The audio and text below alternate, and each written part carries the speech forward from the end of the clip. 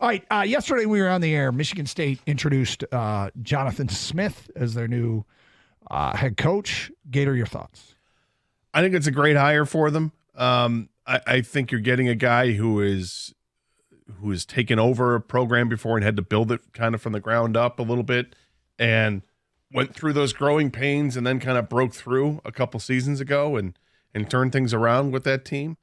And I think that's good to see. And doing it in a conference that is competitive and doing it at a place like Oregon State that shouldn't be, really. You know, because you got Oregon, you got USC, Washington, UCLA, all these teams that, you know, those are the big names, and Oregon State really isn't that big of a name, and he was competing with them. And in the last couple of years has a real nice record at Oregon State, and they did things the way that you want Michigan State to do them. You want to have the ground game you can count on. You'd like to see an offense that can be kind of dynamic, and they can adapt to who they've got at quarterback, which is what they did when they brought in Uyunglele. I really like what they've done. They had a pretty strong defense as well. They weren't a perfect team. Look, you're not getting a coach from one of the undefeateds who's going to college football playoff, but of the coaches that were available, I think this was the best of the bunch. You know, you looked at, there's Mike Elko, who went from Duke to Texas A&M, but he went to A&M after Michigan State said, we want Jonathan Smith. So there were others that wanted Jonathan Smith. Michigan State got him. Alan Haller made the right choice, and now everything's in motion here to try to maintain the program as best you can while you're in transition and move forward with this team. So, the one thing that stood out to me was good to see that they absolutely did a deep dive on the background and making sure that they were getting a character that they wanted in charge of the program. And I know the other thing you were eyeing is whether or not he would bring his defensive coordinator with him. And this was something we were talking about off the air yesterday. It was kind of hard to digest what was going on while we were on the air. But he has been named the next head coach at Oregon State. And you asked me off the air, so it's probably not for on the air, but what would you do if you're Oregon State? And I'm like, I don't know, man. That seems like just such a rudderless ship, afloat in the ocean. Yeah. What way does the wind blow it when you are a Power 5 team without a Power 5 conference? Because we were trying to figure out if that defensive coordinator would be coming with him, but he stayed at Oregon State. He's going to stay there, so that's one of the big things that's left to do with the coaching staff is it's really all on the defensive side right now. They have a couple spots open there on the staff. They've got a bunch of money to spend in the coaches pool. There's $10.5 million to spend on your coaching staff, which is a considerable upgrade over what they had with Mel Tucker. So that's good. So that means you got money to spend on a big name defensive coordinator if you want. If you can lure the DC from UCLA, that'd be awesome. I'm not sure if you can do that. If you can lure, Phil Parker from Iowa, that'd be great. Not sure you can do that, but I think we'll be tuning in on Saturday night to see what Kirk Ferentz has to say after the game.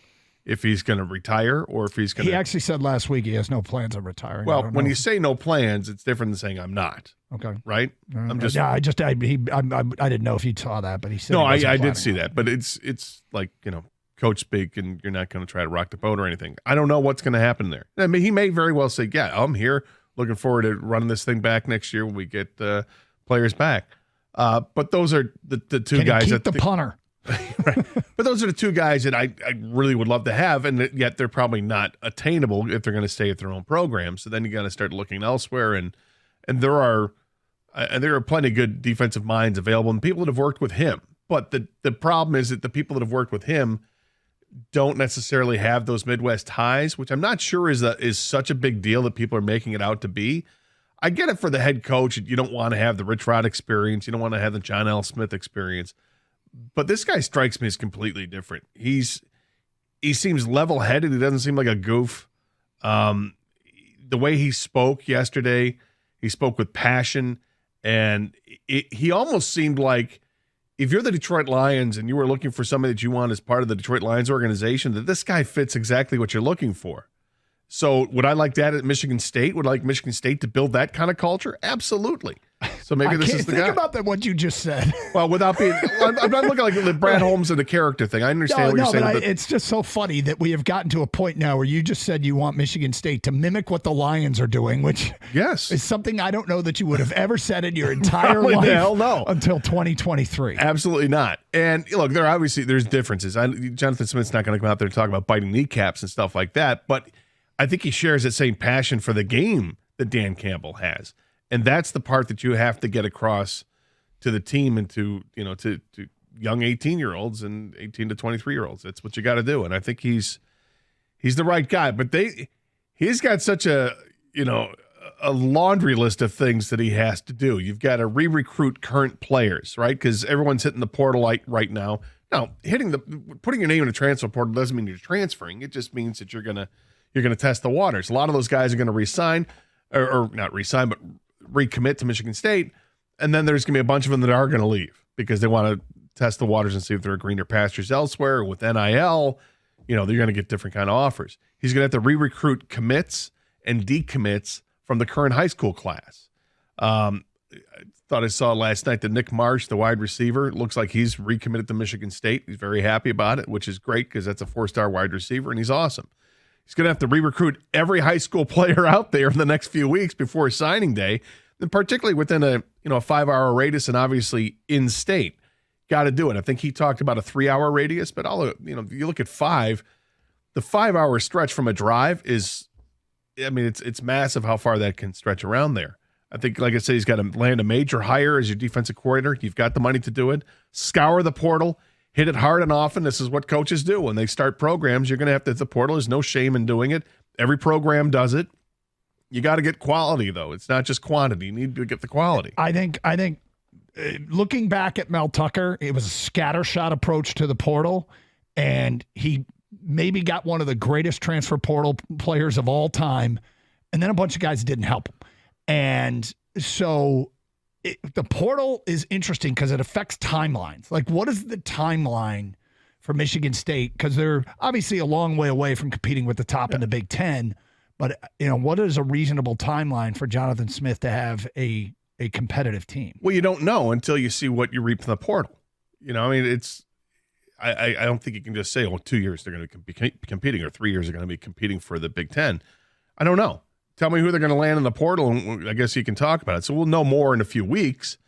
But, the other thing with that, obviously landing Kenneth Walker was huge for Michigan State.